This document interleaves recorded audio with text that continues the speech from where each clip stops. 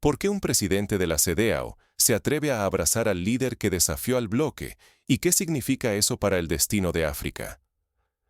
Esta es la pregunta que hoy sacude a todo África Occidental y que desafía las certezas de quienes apostaban por la división y el aislamiento del Sahel. Cuando Burkina Faso, Mali y Níger anunciaron su salida de la CEDEAO, muchos predijeron un futuro de soledad, sanciones y olvido para estos pueblos. Expertos y medios internacionales aseguraban que ningún jefe de Estado del bloque se atrevería a pisar Ouagadougou, mucho menos a sentarse cara a cara con Ibrahim Traoré, el joven capitán que desafió el orden regional y las presiones externas. Pero la historia acaba de dar un giro inesperado. Contra todos los pronósticos, Julius Madavio, presidente de Sierra Leona y actual presidente en funciones de la CEDEAO, aterrizó en la capital burkinesa. No fue una visita simbólica, sino un encuentro directo, fraterno y cargado de significado.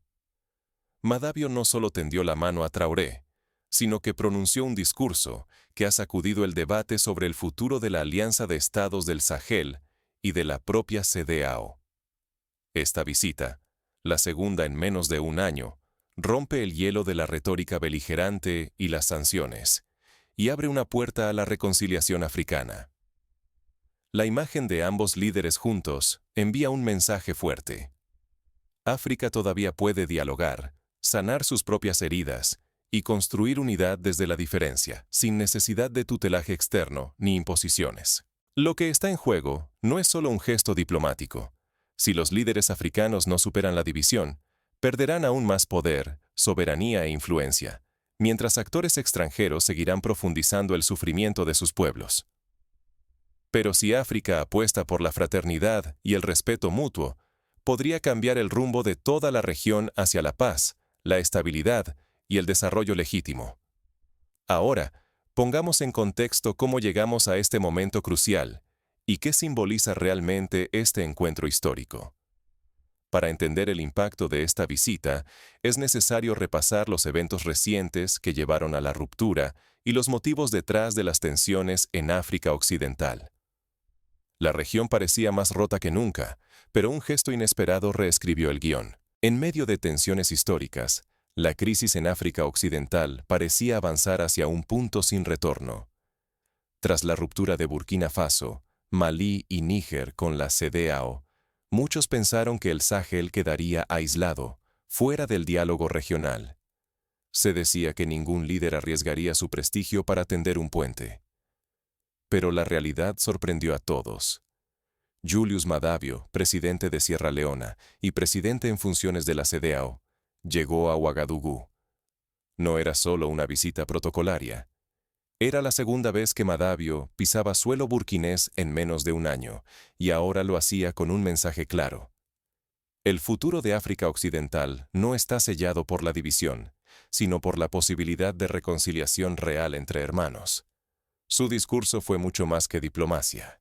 Con calidez genuina, agradeció la hospitalidad de Traoré y del pueblo burkinés, reconociendo el esfuerzo titánico que hace Burkina Faso para resistir las crisis de seguridad y mantener su dignidad. Madavio no evitó la verdad. África Occidental sufre hoy profundas divisiones, pero insistió en que la familia no puede romperse por completo. En palabras contundentes, aseguró que Burkina Faso no está sola y que la paz es la única base auténtica para un desarrollo sostenible. Antes de hablar de progreso, primero necesitamos estabilidad, subrayó. Luego, Madavio fue más allá de la política. Se identificó personalmente con Traoré. Recordó que él también fue soldado y líder militar en tiempos de guerra, y que supo conducir su país, Sierra Leona, de la violencia a la democracia. Así, compartió su experiencia, ofreciendo esperanza y consejo a quienes hoy enfrentan las mismas pruebas. Pero la frase que marcó el momento fue un proverbio africano. Si tu boca está podrida, no la cortas, la arreglas y sigues adelante. Con esta metáfora, Madavio rechazó rotundamente la idea de que África Occidental pueda permitirse descartar a uno de sus miembros. La unidad, dijo, es la única salida posible. Ignorar este gesto y este momento simbólico sería alimentar la narrativa de división e incapacidad africana para sanar sus propias heridas. Este encuentro desafía la inercia de sanciones y enfrentamientos y reivindica la dignidad de resolver los conflictos dentro de la propia casa africana. Pero bajo la superficie de ese discurso cálido, hay mensajes ocultos y contradicciones profundas que necesitan ser desentrañados. Vamos a analizar juntos el simbolismo, las intenciones y las señales políticas que se esconden tras esta visita histórica. ¿Qué diferencia realmente a Madabio de Tinubu? ¿Y por qué importa tanto para el futuro de la región? La respuesta está en las acciones y el simbolismo que cada líder exhibe ante el conflicto central de África Occidental. Mientras Bola Tinubu, desde Nigeria, optó por sanciones severas y jamás puso un pie en el Sahel, Julius Madabio cruza fronteras, visita Burkina Faso por segunda vez en menos de un año y tiende puentes donde otros levantan muros. El contraste es claro. Tinubu representa la confrontación, la lógica de expulsión y presión desde lejos. Madabio encarna la fraternidad, el contacto directo, el reconocimiento de una familia africana rota, que, según sus propias palabras, debe ser reparada, no descartada. Su discurso en Ouagadougou no fue solo diplomacia. Fue una invitación a la reconciliación africana, una muestra de respeto hacia trayectorias soberanas y, sobre todo, una señal de que la conversación sigue viva entre hermanos, sin intermediarios extranjeros. Madabio fue más allá de la retórica habitual. Al recordar su propio pasado como militar y líder durante el conflicto en Sierra Leona, ofreció a Traoré y la Alianza de Estados del Sahel una vía posible para la transición hacia la civilidad, basada en el ejemplo y no en la imposición. Es aquí donde destaca el proverbio africano que citó: «Si tu boca está podrida, no la cortas, la reparas y sigues viviendo». Con esto, desafía la vieja lógica de sanción y expulsión, proponiendo reparación y diálogo en vez de aislamiento. Pero el momento verdaderamente explosivo fue la imagen. El líder de la CEDEAO y el líder de la AES juntos, hombro a hombro, señalando con su sola presencia a Francia, a Estados Unidos y a todos los actores externos que la conversación africana, la verdadera, continuará con o sin ellos. Esta foto envía un mensaje rotundo. Ni las sanciones ni las presiones externas han logrado fracturar del todo la unidad africana, y las soluciones vendrán desde dentro. No obstante, surge una pregunta inevitable. ¿Estamos ante una solidaridad genuina, un nuevo capítulo de fraternidad, o simplemente ante un intento sutil de la CEDEAO por reconducir a Burkina Faso y a la AES bajo su influencia? La respuesta aún no es clara. Si se malinterpretan estas señales y se pierde la oportunidad de diálogo, el riesgo es alto. Podemos ver más estancamiento diplomático, mayor aislamiento y una fractura regional irreversible. Veamos ahora qué consecuencias podría tener este histórico acercamiento y qué caminos se abren para el futuro de África Occidental. Lo que está en juego ahora no es solo un bloque regional, sino la imagen y el destino colectivo de África. La visita de Julius Madabio a Burkina Faso no ocurre en el vacío. Mientras la Alianza de Estados del Sahel busca apoyos en Rusia, Turquía y China, la CEDEAO parece debilitarse y perder su influencia tradicional. Esta reunión marca un punto de inflexión. ¿Será un nuevo comienzo o el último intento antes de una ruptura definitiva? Madabio eligió el camino del respeto y la hermandad. Lejos de las amenazas y sanciones del pasado, su discurso estuvo cargado de empatía y experiencia personal. Recordó que él mismo fue militar y vivió la transición de una Sierra Leona en guerra a una democracia. Y desde esa vivencia tendió la mano sin imponer condiciones. Reconoció el derecho soberano de Burkina Faso a decidir su propio camino, sin exigir sumisión ni obediencia a ciegas. Lo más llamativo fue el tono. Madabio evitó el lenguaje de la confrontación. Habló de unión, de sanar heridas, de solidaridad regional. Dijo claramente que Burkina Faso no está sola y que el futuro de África Occidental depende de que sus hijos no se den la espalda.